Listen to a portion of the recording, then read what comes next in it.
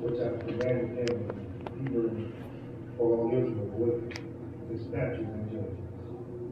Behold, I will send you Elijah the prophet, behold the coming of the great and the dreadful day of the Lord. And he will turn the hearts of the fathers to the children, and the heart of the children to their fathers. Lest I come and strike the earth with a curse. And then he said, for behold, the day is coming, burning like an oven, and all the proud, yes, all who do wicked shall be stoned. And the day which I was coming shall be burned them up, says the Lord of hosts. They will leave neither root nor branch. But to you who fear my name, the Son of Righteousness shall arise, with healing in his wings. And you shall go out and grow fat like strong and you shall trample the wicked, but they shall be ashes under the soles of your feet. On that day, that I do this, says the Lord of hosts. So read. Hallelujah. Verses you may be seated.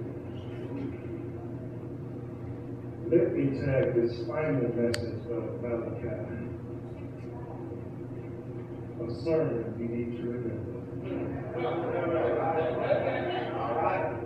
A sermon that you need to remember. He has been preaching from sun up to sundown. He's been running and wild for the last 3 weeks, and now he's made it down to the final sermon, the conclusion of the revival. He's told them that you cannot rob God, you got to treat God right, you can't give him bad offers, you got to love one another. He's shared all this stuff with them. He rebuked the priest, he rebuked the people, he's tried to set everything in order. He's been talked about, he's been lied on, but yet he's pushed his way through to the final night. Now he stands before the congregation one last time to give them an overview about what's to come. He tells them that God said on one day, behold, I'm coming. That one day for us, no man knows the time or hour, but we shall always be ready because it's definitely he's coming back. When we look around, we say we see signs, but it marks in the book that before that day comes, God will send his prophet to try to let you know that I must have my fathers in line with their children and their children in line with their fathers in order for me to come back and set everything in order. Everything on earth must be in order first. That's why he said, I'm going to send Elijah to these folks, and he's going to send John the Baptist to the next group of folks. But my question, who will be the prophet for us? All right. He didn't tell us who the prophet would be. I cannot spiritualize, I'm not going to make that up. I just tell you, you must be ready. All right. That when the prophet stands, you would know he is the prophet of the Lord. Because when he comes, he's going to set everything in order and straight for the one that's coming behind him. No need to worry, no need to frighten. He's on his way back. But he did say, for behold, the day is coming. And when it's come, it's going to be like burning in an oven. I had to live with that a moment because just a few chapters back we talked about a refining fire. A refining fire, it cleans up, it renews, it revives. But one that's burning like an oven, it wipes everything out. It burns, it destroys, it tears down, it doesn't leave nothing. You've seen something when he catches on fire, you leave it in the oven too long, it goes in one way, but by the time it gets through, it comes out all black and ash. Because you left it in the oven too long. Imagine that 3 times harder. No, imagine 1,000 times harder. The fire that God is talking about, nobody will be able to stand, nobody will be able to get through. He said this fire is going to come in and destroy everything that you have rooted. You can't hide from it. I remember reading a story way back when the United States dropped a bomb on Japan, an atomic bomb. He said out of the whole city there was 99,000 pilgrims. When that bomb hit 69,000, the whole village was destroyed. And all those people that were in that city, the majority of those people died as soon as the bomb hit, because the heat wave that went across the city wiped everybody out. And then what really caught my attention about the story was that they went to a bank to check the vault. The vault was fine, but the money on the inside of the vault was destroyed because the heat penetrated the steel walls of the vault. Can you imagine trying to hide on the day when God comes? When God has compared you in the text to a stumble that you leave in your garden when you pick the stalks off, or pick the fruits off, or pick the vegetables off. He said the root won't even be able to withstand the heat that's coming. I'm going to destroy everything on top of the ground and on the bottom of the ground. So the day is coming. Don't worry about it, it's coming. But the joy about that is that's for the wicked. That's how he made it clear in his sermons. He had two resolutions, one for the wicked and one for the righteous. And then he gave them a closing word that he went on about his business. He said, for those of you that are doing wicked things, your day is coming, and God is going to wipe you out. And Pastor told me this word right there. He said, you wicked. If you hold up my progress, if you fall in the category of last week complainers, if you fall in the category of treachery, if you fall in the category of liars, I'm wiping you out. The wicked is a big and broad field. A lot of us might be wicked and don't even know it. But now I need to tell you that you need to understand that God says, if you wicked, watch out. Because I've sent my prophet, he's been preaching these last few nights, I'm giving you an opportunity, because when that day comes, I'm not changing my mind. I've already given you warning. To turn, to stop doing it. Since you don't want to listen to me, I'm going to fix it. I'm going to write you up. That's what he said right there. But then he said, for those of you that are righteous, the Son, the Ewing, which he's really comparing in this text to the Ewing, is going to come like rays from the Ewing. And those rays are going to shine on the ones that are righteous. And they'll be like a healing ray that when it hits you, because you are righteous, you're going to feel better than what you're feeling right now. You're going to have some joy in your life because you've been dealing with the wicked long enough. But that day when it arrives, you won't have to deal with the wicked anymore. Because you're going to have some joy in your life. But the key is you got to fear his name. Because if you don't fear his name, you don't apply to this category. If you don't fear God, you cannot benefit from these wings of righteousness that he's talking about. You know, there's a story that talks about how an eagle hovers over her young with her wings. Those wings provide protection, they provide covering, they provide nourishment from the heat of the day. Watch this. He said, when that rain comes over you, it's going to provide covering from you. The wicked still going to be out there in the heat, but you're going to be in the shade covered by the rays of God. You got to understand, because of your righteousness, it separates you from the wicked. Because if you're doing right by God, God said, I will do right by you. But really what excited me about this scripture was he compared them to stone-fed calves. I'm old country guy. I love Malachi because he used a lot of country and farmer type stuff that I can relate to. And a stone-fed calf is a calf that has been locked up in the barn for a long period of time. And usually we do this because we're trying to wean his calf off of his mother. And we start feeding him grain and trying to build him up and get him unused to his mother's milk.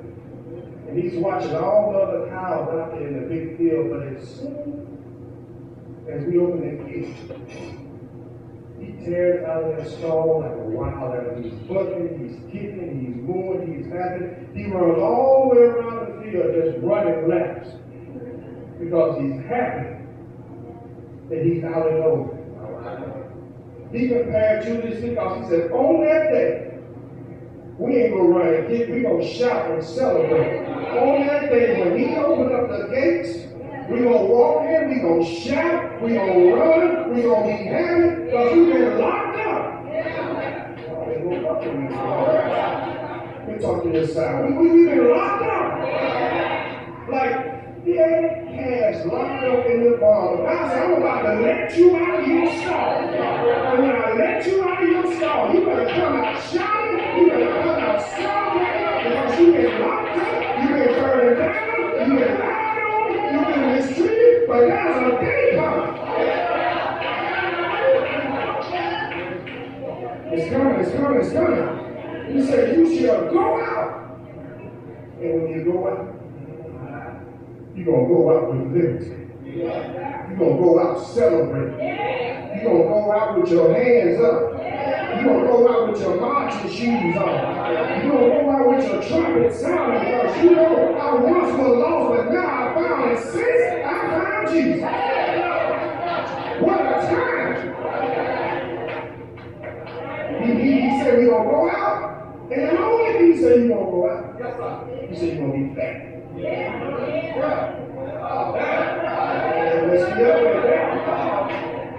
See, when I'm locked up in a stall, I'm not going to get the nourishment that I need. I'm in the darkness. I'm eating just a little bit of grain, but you know anything about cattle, they got to have a balance. They eat too much grain, they get something called a swell stomach. But when they balance that grain with fresh green grain, it just grows and it's fat and healthy and pretty and coats are pretty and black. And here it is, the text. He said, you're going to grow fat. When he releases you out of that stall, you coming out of the darkness, going into the marvelous light. You can enjoy God's word. You can enjoy his beauty. You begin to grow. You begin to prosper. You can't prosper locked up. You can't prosper defeated. You can't prosper being hanging around wicked folk. You got to be released. And when you be released, you join the ranks of the other folks that's been released. That's already celebrated in once was lost. Let me share my testimony with you. I didn't have a problem, but since God released me, I'm stronger now. See, God is positioning you that when he opened up the stall of the gate, you're going to come out running. You remember the Kentucky Derby? I have all these horses behind a steel gate. And as soon as that gate opened, they all bust out. And they run. And they run. And they run because they know, or the person on their back knows, that there's something at the finish line we call a reward. I'm talking about it could be 50 million, it could be 100 million, but somebody could be rich when they cross that finish line. Listen to what I say. When they run on, you gotta run to the finish line because your victory, your blessing, your healing is at the finish line.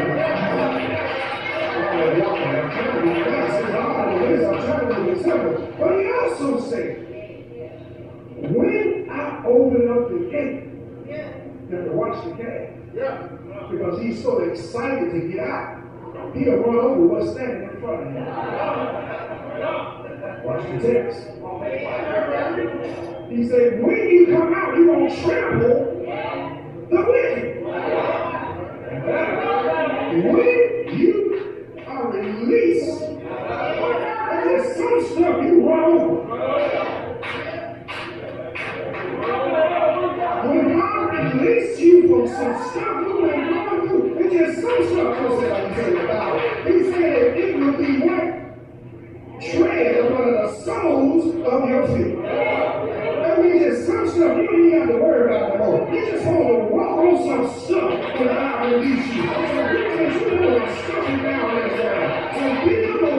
stopped away. Some folks won't be stopped away. Some Christians won't be stopped away. Some attitudes won't be stopped away. It's souls. The Father has divided trap the wicked. Because that means I got victory in the Lord. And then he said this, for it shall be like ash. You see, let me back up just a little bit. In order for it to be ash, I mean God has already burned it up.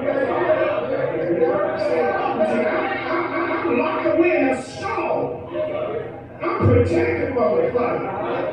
It didn't touch me because I'm righteous. Spiritual, I want you to see it's fire all around me. And yet, I'm going to be like a fat cat going to a green pasture. Y'all ain't here what I'm saying. It's fire.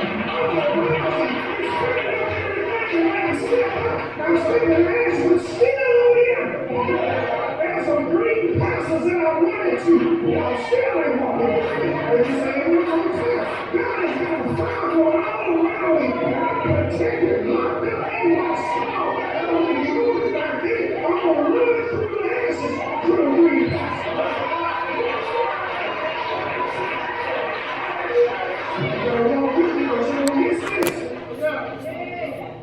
That's what he said. He said, but when you get in the green pastures, don't get to be here.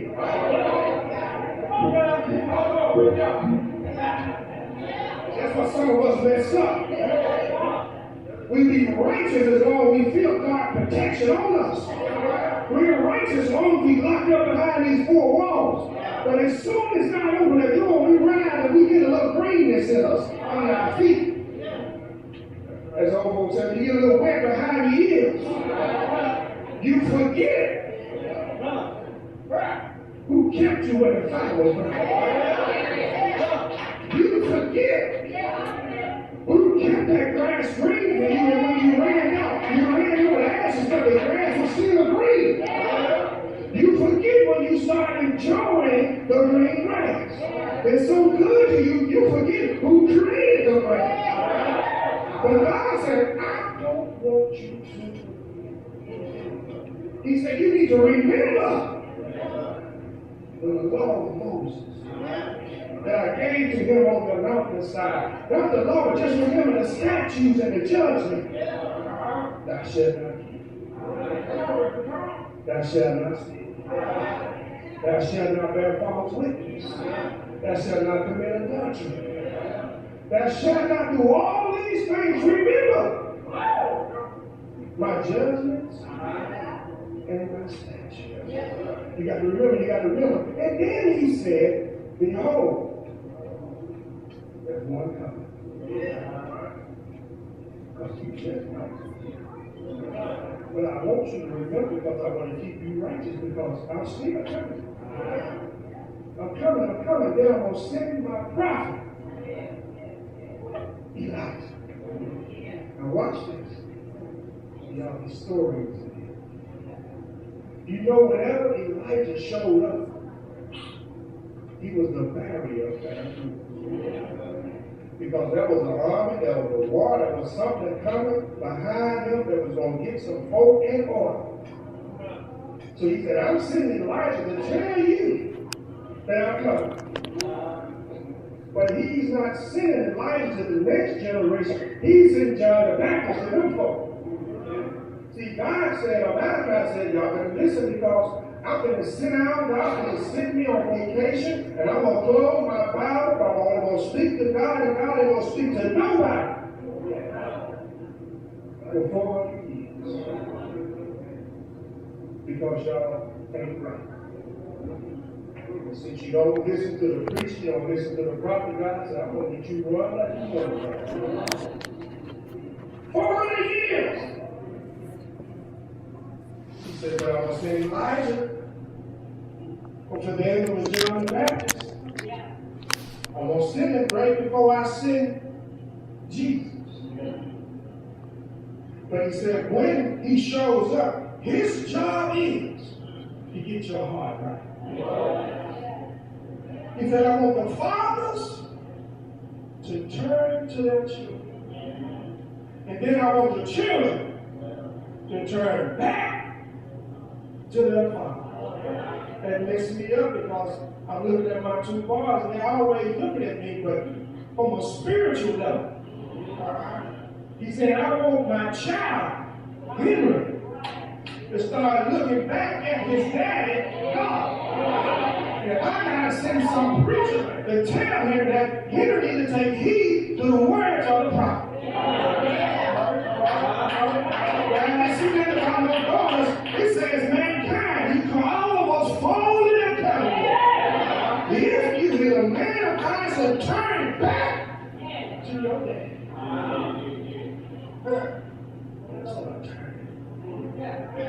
He said, because if you don't turn, I will strike the earth with a curse.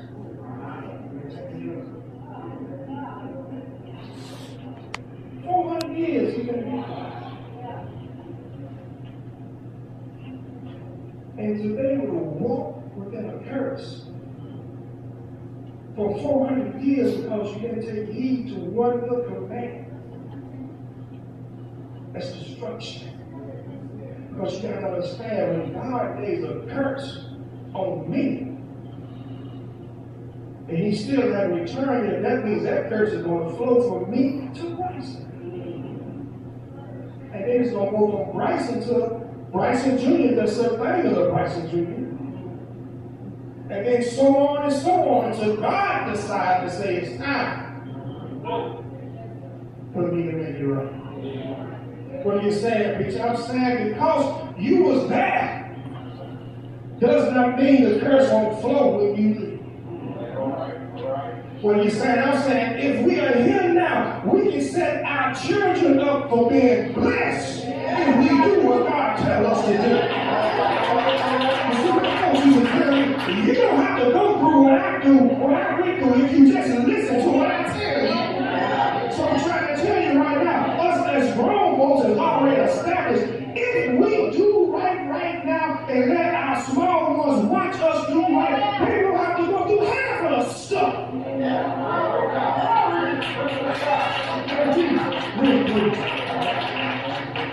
Even in the church, if we show them while they're little how to handle church business, when they grow up, yeah, they might leave, that's all right, that's what the covenant said, but when they go join another place, they'll already be ready because they saw mom and daddy doing the right thing. They saw mom and daddy getting up on Sunday morning. They saw mom and daddy tithing in the church. They saw mom and daddy serving. Y'all say amen. They saw mom and daddy serving in the church. They saw mom and daddy because they believed mom and daddy had faith in God.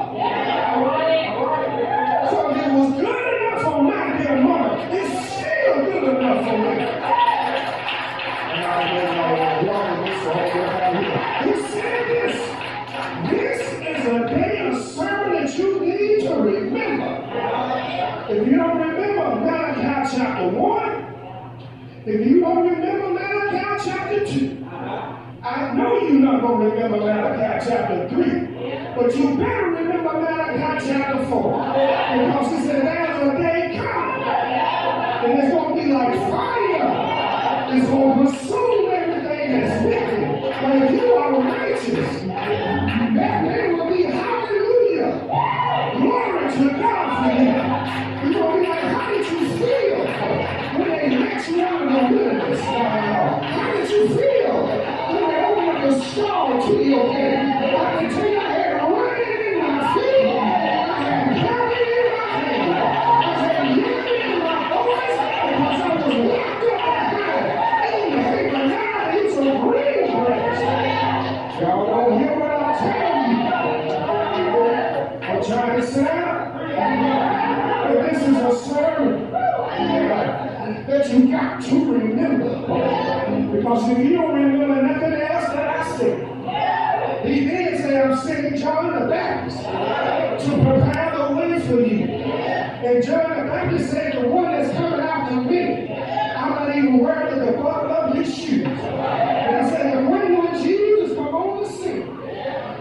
going to walk down through all those generations.